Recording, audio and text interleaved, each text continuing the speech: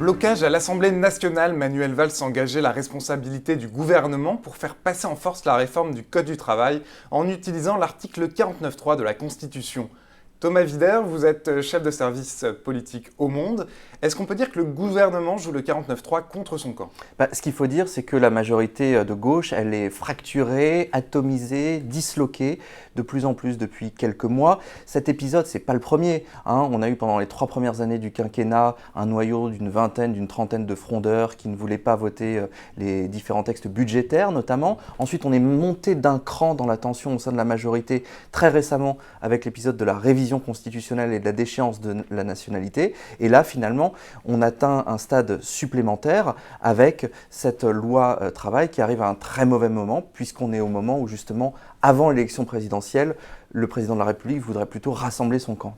Alors, il y a le problème des frondeurs au sein du camp du président de la République. Il y a aussi le problème de l'opposition globale à gauche qui n'arrive pas à s'entendre. Ils sont tous face à un grand dilemme ce matin. En fait, ce qui est compliqué, c'est que ce 49.3, c'est un passage en force de la part du gouvernement.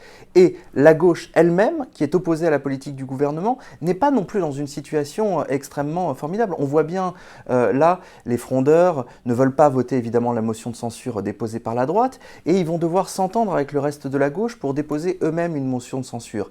Mais cette autre gauche, on va dire la gauche de la gauche, elle n'est pas non plus aujourd'hui dans une position de force particulièrement dynamique. Pour la gauche de la gauche, qui est un peu le fer de lance des manifestations contre le projet de réforme du Code du travail, c'est un argument idéal, ce passage en force, pour manifester dans les prochains jours ? On va voir, il y aura 2 journées de test qui seront les 17 et 19 mai. Ce qui est là aussi assez particulier, et finalement ce qui se passe dans la rue est assez proche de ce qui se passe dans l'hémicycle, c'est-à-dire qu'on a bien vu au cours des dernières semaines les mouvements, différents mouvements, à la fois mobilisation dans la rue, nuit debout, ça existe encore, mais on ne peut pas dire que ça prenne une ampleur, c'est plutôt en train de un peu de se déliter ces derniers temps, on ne sait pas trop où ça va. Là, toute la question est de savoir si le passage en force d'utilisation du 49.3 va redonner de la vigueur à ces mouvements sociaux ou au contraire va les précipiter dans leur déliquescence, en quelque sorte. L'un des arguments contre François Hollande, notamment dans la bouche des députés de droite et de gauche, c'est que le président était opposé à l'article 49.3 en 2008. Pourquoi aujourd'hui est-il contraint ? Est-ce que c'est un aveu de faiblesse ?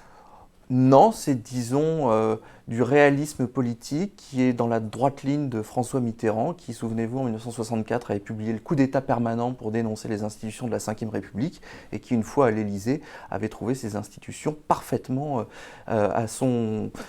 convenables. Donc il fait exactement la même chose que ses prédécesseurs. Donc du pragmatisme politique de la part de François Hollande ? Oui, du pragmatisme politique, mais en même temps, évidemment, tout le monde s'est bien empressé de rappeler ce qu'il disait quand Dominique de Villepin avait eu recours au 49.3 en 2005, déni de démocratie, etc. On a ressorti la boîte à archives, et forcément, aujourd'hui, ce genre de rappel n'est pas extrêmement bon pour la crédibilité générale de la parole publique, qui est aujourd'hui bien écornée. Merci Thomas Wider. Pour plus d'informations sur ce sujet, rendez-vous sur les pages du Monde ou sur le site lemonde.fr. Bonne lecture.